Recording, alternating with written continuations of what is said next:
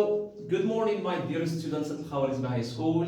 Good morning to all, the students across Morocco. I'm very happy to be with you again today here. I'm really glad, to actually contribute and collaborate with you during this critical period of the spread of coronavirus in Morocco. So please, before we start our lesson, I would like to send my best regards. And I would like to thank a million, as we say. I would like to give a special thank to the Moroccan authorities across the country for the great job they are doing across Morocco. Thank you so much. Thank you so much, and thank you so much once again. Please, I have a pledge for all, the Moroccan citizens, and you are, part of them. I would like to actually make a pledge to all of you to stay at your home. Please stay at home. Stay at home today to live a happy life tomorrow, to live a happy life with your parents, a happy life with the ones that you love. We don't want to lose anyone. We don't want to lose any family members. So please, we are going to contribute and collaborate, all of us, to the best of our country, to the common good of all the Moroccan people. I know that there is a great love among us. There is love which is spread, across the country. So please, let's help the Moroccan authorities who are actually making a good job and who are doing the best they can in order to save our lives. I want you again, please, to listen to this pledge, please, to this request. Please stay at home. We are sacrificing, and many other people making big sacrifices to save the Moroccan citizens. Okay, so as you can see, guys, today we're going to have a new lesson, and we're going to film a new video about the same unit that we've been talking about. So we have cultural values, it's unit number 6, and please don't worry, I'm going to work on unit number 6 and I will not let you down. I will continue with the same pace. I will do my best to reach the end. Just give me some patience. Be patient, please. We will get all the things done in a great, and we will actually come up to a great work and a great end. So as you can see here, we have cultural values, and today we're going to talk about grammar. We're going to actually deal with phrasal verbs, and I will try to explain what do we mean by phrasal verbs. I will give you some examples, and of course, I will also try to upload some documents that I am working on. I'm working on documents from Unit 1 to Unit 10. And I will also give you different kinds of writings, okay? Don't worry, just be patient. So, as you can see here, we have phrasal verbs. What do we mean by a phrasal verb? So we have a verb normally, what we know, apart from the compound verbs that we actually know in the English language, we have some verbs normally which are special and different. The verbs in general are usually, most of them are only one unit. We have a verb, for example, like go or come or administer, generate, speak, eat, swim. All these verbs normally are made up of one entity. They are only one word. When you say, for example, go, it's only one word. Swim, it's only one word. Take, it's only one word. Teach, it's only one word. Learn, it's only one word. So here we have verbs which are made of one entity. Phrasal verbs are different in the sense that they are made up of what? Different words. More than one. I'm going to give you, let's say, a very small definition of what phrasal verbs designate and what do they stand for, what do they mean, and then I will try to give you, or if you want to advance in explaining these phrasal verbs. So, phrasal verbs normally are words, if you want, which are usually verbs. These words are usually verbs, followed by a preposition that is called a particle. Is that clear? So let me repeat, please. Phrasal verbs are words which are usually verbs, followed by a preposition. So simply, they are verbs plus what? Prepositions. And these prepositions, when they actually come after the verb, they are no more prepositions, they are particles. We call them particles. And by the way, these prepositions which are, or which come after the verb, they can be either prepositions or some adverbs, okay? They can be prepositions or some adverbs. When they come after a verb, they are called what? A particle. Well, let me give you some examples. Let's have a look at, if you want, the verb take. Let's write it down here. So the verb take, which means to hold something in your hand. Take means hold something in your hand. For example, I'm taking this marker. I take my phone. It can also mean to pick up something from the desk, from the floor, whatever. So take means hold something in your hand. So this verb normally can actually generate more meanings and more senses when we actually use some prepositions after the verb. So we can have, for example, take in. Sorry. We have take in, or take on, or take after, or take, if you want, off, take down, and we have more prepositions. We have take in and take on, take after, take off, take down. We can also have a verb like, for example, look. And we can have, for example, look after, look for, look up, look down on, and if you want, look forward to. So as you can see, all these verbs normally are what? Are phrasal verbs. So we can use only one verb to generate. Generate means come up, to produce more meanings and more, if you want, senses from this, from this root, which is, the origin. So we have the verb take and look.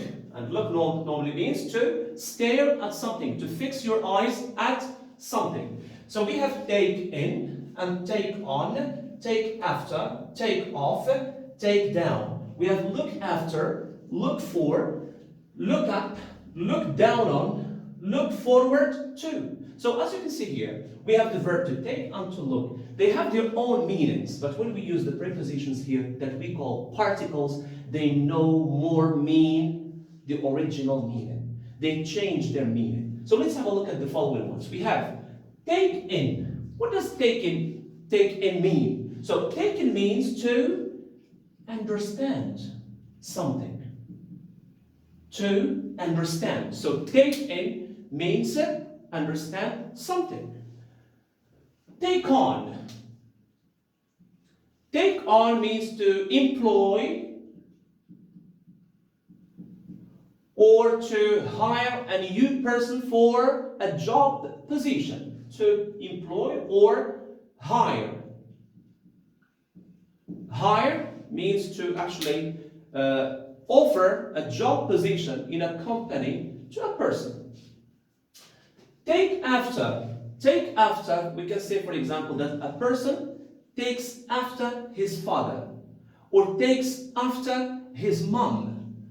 It means he resembles, okay? He looks like, he has the same qualities, okay? They can be physical or psychological or whatever. So take after means resemble.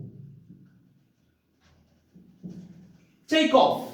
Take off has different meanings. We can use, the most frequently used one, which is actually take off means to leave the ground for a plane. We have take off and we have landing, okay? Take off means leave the ground, especially when we talk about planes. Take off can also mean take off a jacket when it's hot, for example. Take off a place, for example, to quit a place. Take Down, for example. So when we have take down, we say, for example, to take down a lesson from the board. It means to write down or to jot down in a notebook, for example. To write down or to jot down some information or some notes. So as you can see here, so the verb take can be used to produce more verbs. So take in means understand, take on means employ, take after means resemble, take off means leave the ground, take down means write down. Let's have a look at look. Let's have a look at the verb to look. Yes, that's it. So we have look after. So when we say that the verb to look means to stare at something, to gaze at something, to glare at something, or to fix your eyes at a particular view or a particular scene, it no more means so. It changes its meaning. So it becomes something like, when we say look after, for example, my parents. And we want you to look after yourselves and look after your family and look after your parents, okay? During, this period, this very critical period. So look after means to take care of. We say the mother takes care of her baby. So take care of, it means to look after. Look for, so you look for something that you lost. It means to search for something. Or to seek. You say, for example, to look for a job. It means to seek a job. To look up. So look up means find a word in a dictionary. So when a word is difficult, you can look it up to what? To find its meaning. So we have to look a word up or to look up a particular word that is difficult for you. We have to look down on. Look down on someone. It means to underestimate a person. Okay? To underestimate or to denigrate or to despise a person. To look down on means to underestimate.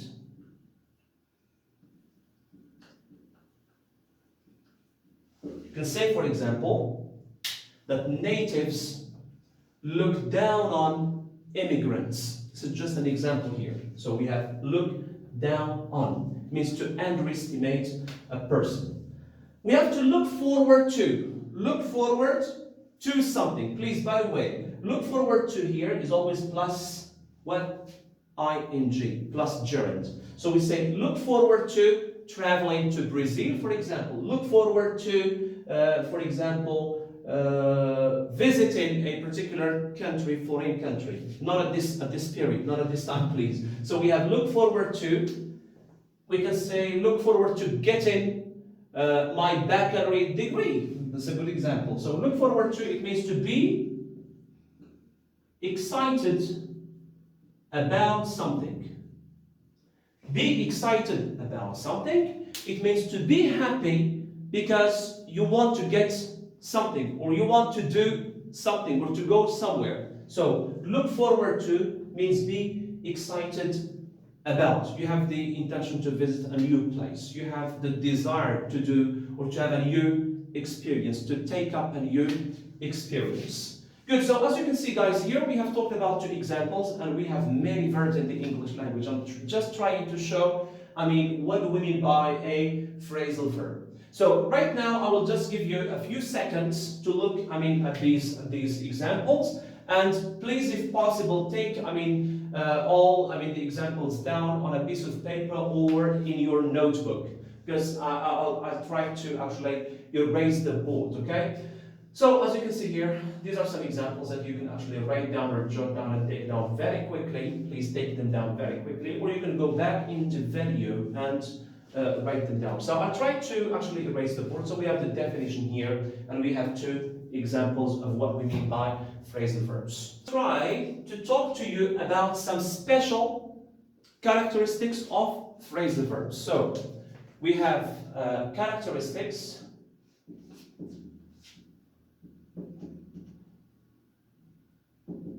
of phrasal verbs. So what is the first characteristic? So number one. So we have two types of phrasal verbs. We have transitive phrasal verbs, like all the verbs, and intransitive phrasal verbs. So the first characteristic is this: transitive and intransitive phrasal verbs. Okay, so what do we mean by transitive phrasal verbs? Let's have a look at this example. So we have put on your jacket. So we have the first example, put on your jacket. Please turn on the radio. Okay, turn on, put on your jacket, turn on the radio, and we have hand out a document or paper. So we have A, put on your jacket, turn on the radio, hand out a paper or a document. So as you can see here, all these phrasal verbs need something that comes after them. They have this word, and this one here. So, as you can see, these actually words are objects. They are objects of the verb. Okay? So, as you can see, a transitive phrasal verb is a phrasal verb that needs, or phrasal verbs, they need an object. Okay? They need an object. So we have put on. Please put on, because it's very cold. Put on. Put on what? We need, it's necessary to insert an object. So we have put on your jacket. Here we have turn on. Turn on what? Turn on the TV, or turn on the radio, or turn on the computer. And here we have handout, means to distribute. Handout. Handout what? Handout a paper. Handout exam papers. Handout official documents. So these verbs need an object. So we call them transitive phrasal verbs. B, the second type. Intransitive phrasal verbs. Intransitive phrasal verbs. For example, we can say, the plane took off. The plane took off. So look at the phrasal verb, please. The plane took off. We have, for example, the car broke down. The car broke down. We have, for example, let's go away. Let's go away. Look at the phrasal verb, please. So the phrasal verb is here, and here, and here. Try to compare them with the previous ones. Put on, turn on, hand out.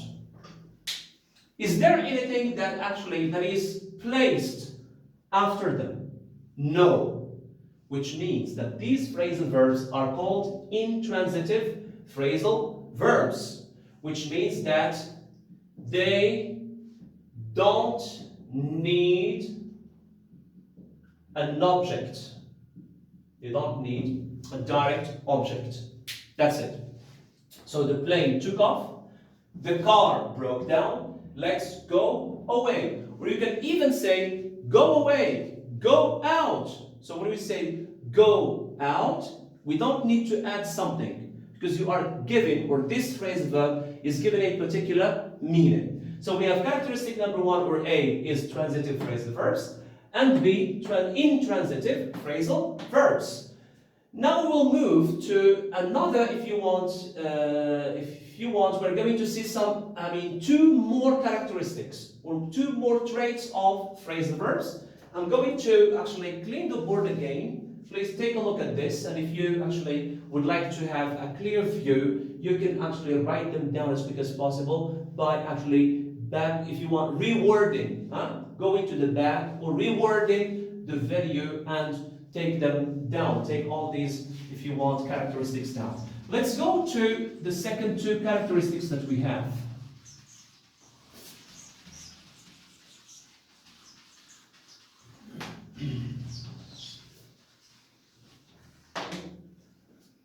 So we have again C, sorry, we had A and B, now we have C. So we have this special characteristic, which is that phrasal verbs can be separable phrasal verbs,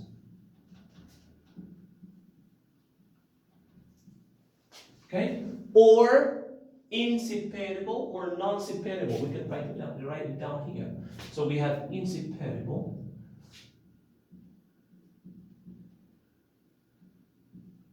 or if you want non-separable phrasal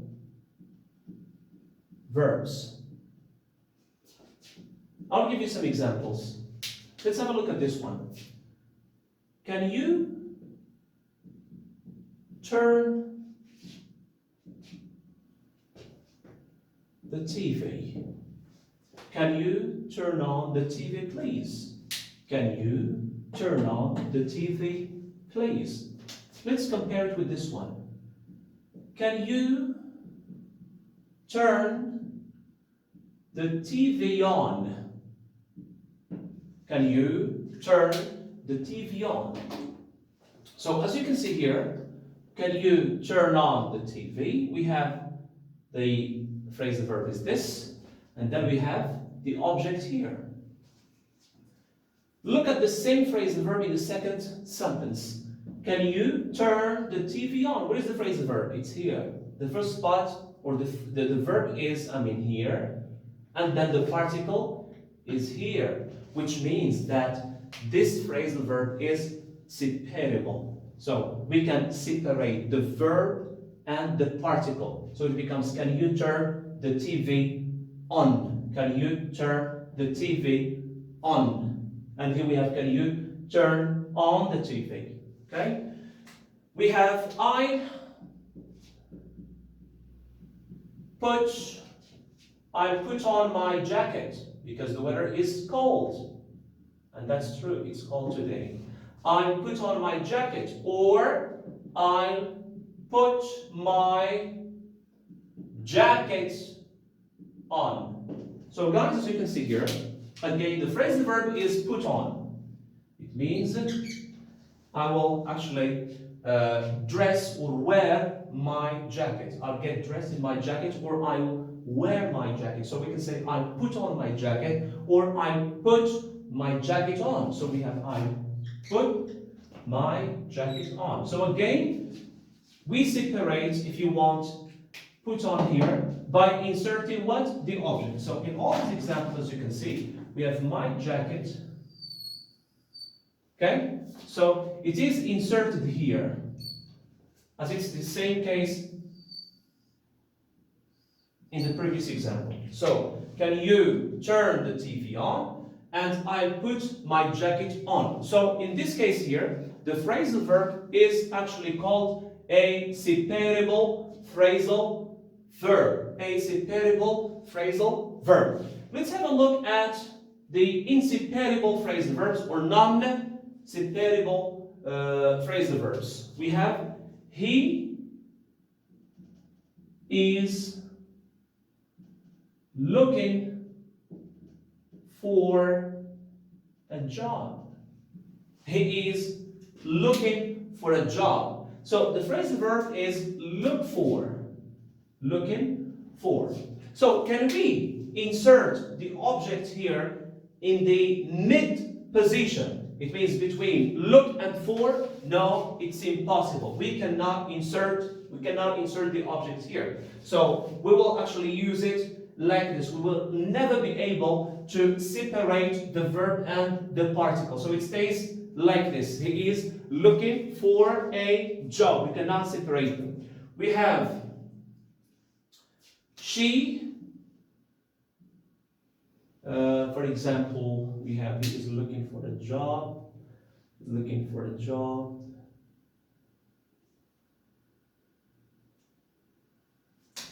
Or the plane, if you want.